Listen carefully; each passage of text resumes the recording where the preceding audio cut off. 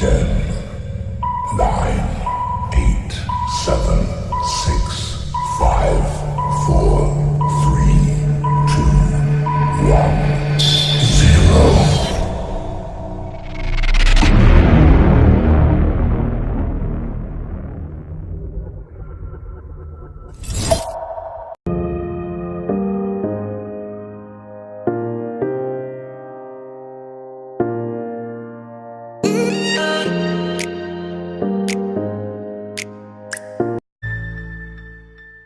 Kenny Ong's murderer has been hanged to death on Friday. Ahmad Najib Aris was executed at Kajang Prison for murdering Kenny Ong Lek Kian about 13 years ago. His body has been laid to rest at the Muslim cemetery behind Kajang Hospital.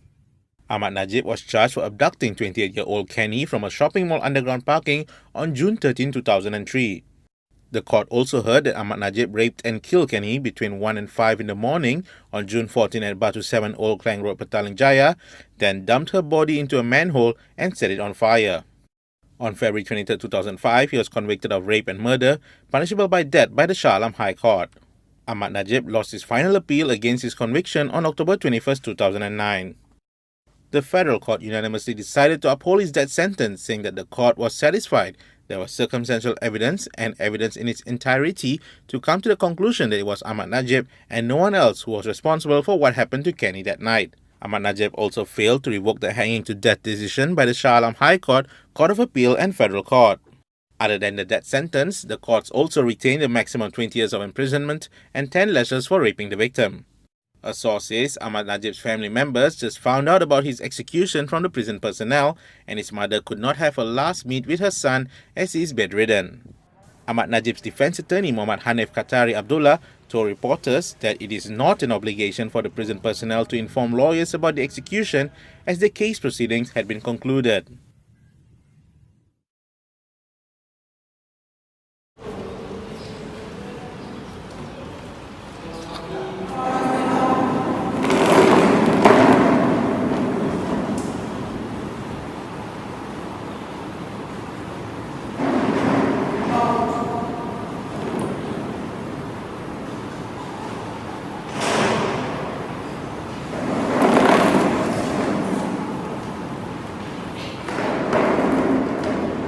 In the High Court, Malaysia, Poli Shah Alam, Selangor. Case number 4-38-2003. Public Prosecutor versus Ahmad Najib bin Aris. The accused Ahmad Najib bin Aris taken to the door with the court police. Public Prosecutor, defense counsel, may you introduce yourself? Your Honor, I am Muhammad Ashraf bin Shahidin, acting as a public prosecutor against the accused Ahmad Najib bin Aris.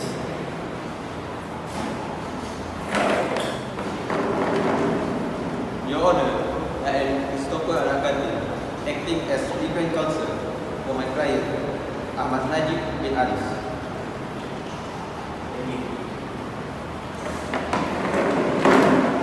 My Lord, I request that the charge sheet be read to the accused.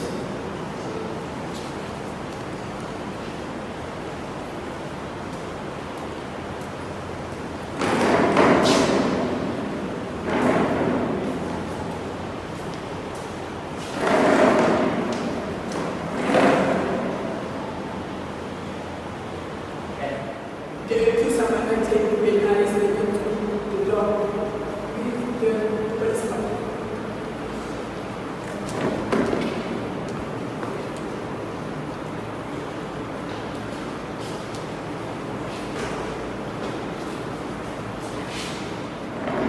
In the first charge, that you were on 14 June 2003 and about 1 a.m. to 5 a.m. at Batu Pujo, Jalan Kelaraman, in the city of Petaling Negeri Selangor, Darul Isai. Commit suicide by Kezidato online. Identity card number 740718085204 and therefore commit an offence punishment under section 302 of the code. In the second charge, dead on 14 June 2003 at about 1 a.m. to 5 a.m. at Batu Tujuh, Jalan Kelama, in the city of Italay, Selangor dan Malaysia. Harriet Ong Lai Kian, identity card number 740718085204, and therefore you commit an offence punishable under section 376 of Penal Code. Do you understand? Yes, I understand, sir. Do you plead guilty or ask for a waiver? I plead not guilty and ask for a hearing. Okay, public prosecutor and legal counsel, are you ready for the next proceeding? Yes, Mr. Judge. Yes, Mr. Judge.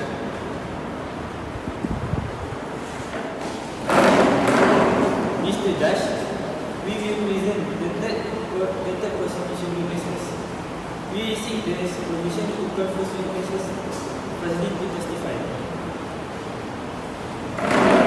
Okay, you may proceed. Fazli.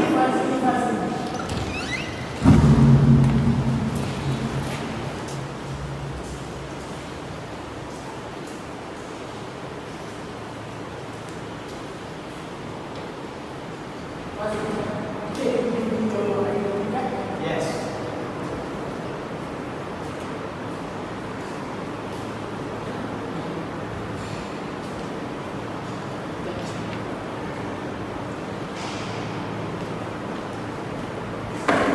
Fazli, please raise your hand for anyone.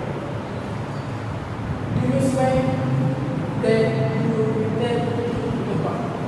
Well, I, Fazli, will confess that all the information I will present today is all true.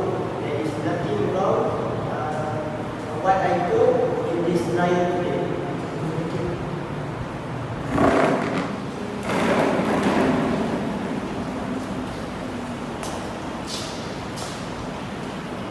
What was the purpose of constituting today? Give information on what happened on that night. On the night of the scene, On that night, I saw the driver was a male Malay and our representative was a female Chinese. I shone my flashlight towards one of them and introduced myself as a police officer and showed them my identity card. I showed my flashlight at the identity card and asked the driver for his name. The driver answered that his name was Ahmad Najib bin Haris. At that time, the driver was wearing a cap. I asked him to remove his cap. Then I compared his face to the photograph of the driver identity card and found them to be the same.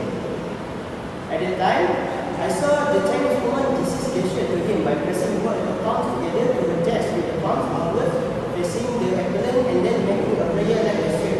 I asked the man to get out from the car, but he refused, and when I tried to open the door at the time, but the man sped off the car. I fired 2 shots at the tires of the car. We also attempted to pursue the car with our motorcycle, but failed. Lastly, I lodged a police report about the incident. thank you for your information.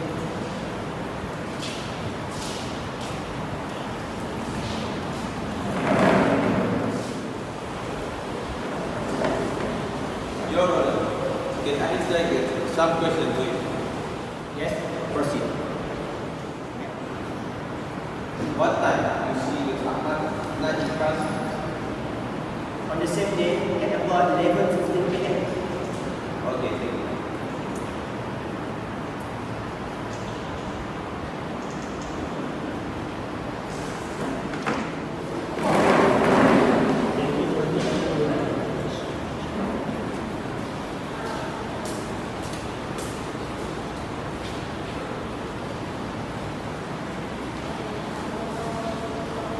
Mr. Judge, we will present the third prosecution witnesses.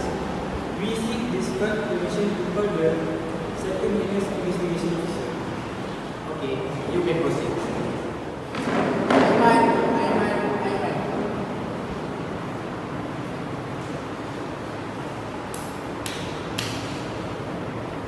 Aiman, Can you give me your identity card?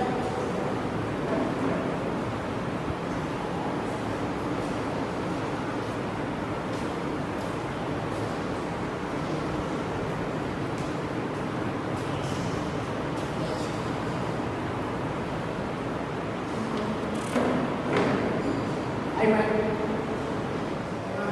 please raise your hand for the record. Do you swear that you plan to be the God? Well, I, Ahmad, in the truth, confess that all the evidence that I will put in this trial, there is nothing wrong in it.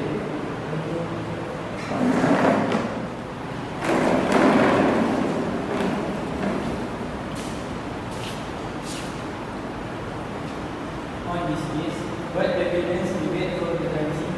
Thank you for your investigation. In this case, at the crime scene, my team found 3 condoms, lighter, cigarette, power bank, and paper, cement, car, body, and out. Furthermore, on the basis of the CCTV found on 13 June 2003 at 8:24 p.m. until 8:56 a.m., a Proton Terra was seen as existing for a parking lot. At 8:39 p.m., an image of pillar 3 and disease working near the 9th pillar toward the list is seen. At 8:49 p.m., an image of a man was seen working at the parking area. On 13 June 2003, between 10:22 p.m. and 10:54 p.m., the man is working around the 9th pillar area. At 10:32 p.m., an image of Proton Terra car is seen moving out of the parking area. Thank you for your information.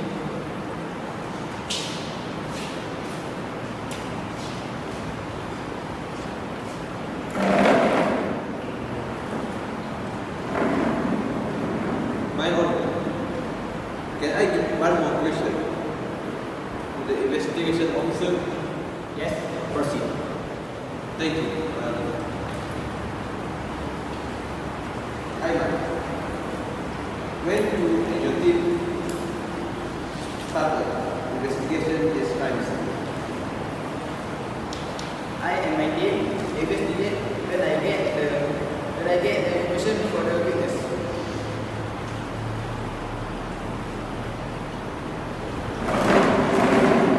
Thank you, Ahmad. Continue.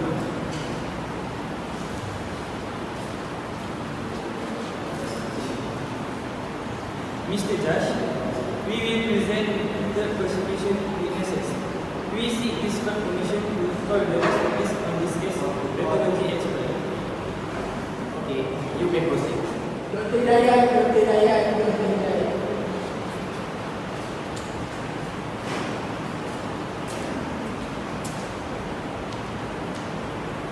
Dr. Hidayat, can you give me your identity card?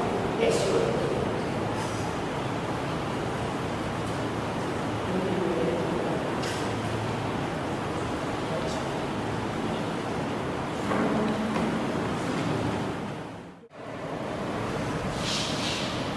Dr. Hidayat, please raise your hand for me. Do you swear that you plan to be the God? I, Hidayat, in truth confess that all the evidence I will tell today is all true. There is nothing wrong on what I told in this trial today. Thank you, Dr. Hidayat.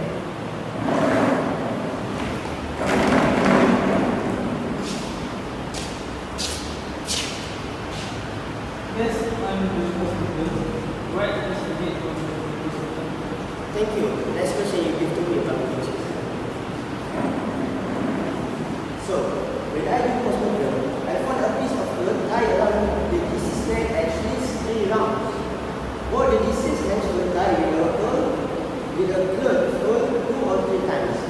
Because of that, it was regulation where the cloth around the deceased neck and the committee did not dismiss the Again, the High Court had considered the oral and documentary evidence tendered by the prosecution at the close of the prosecution case. Ruled that the prima facie case had been made out by the prosecution. The learned judge of the High Court accepted the evidence of the prosecution witnesses as to the identification of the appellant and the various scene or location where the appellant was found to have been with the deceased. After a trial within a trial to determine the admissibility of the confession made to the magistrate by the appellant ruled that the confession was admissible in evidence. The High Court also accepted the evidence of the chemist and the evidence of the DNA analysis and result with regard to the relevant exhibit produced by the prosecution. Based on the circumstantial evidence used by the prosecution, the learned judge came to the conclusion that the prima facie case had been made out and called for the defense of the appellant. The appellant chose to remain silent after the three alternatives were explained to him. Upon the appellant choosing to remain silent, the High Court convicted the appellant on the two charges framed against him and passed sentence on him accordingly.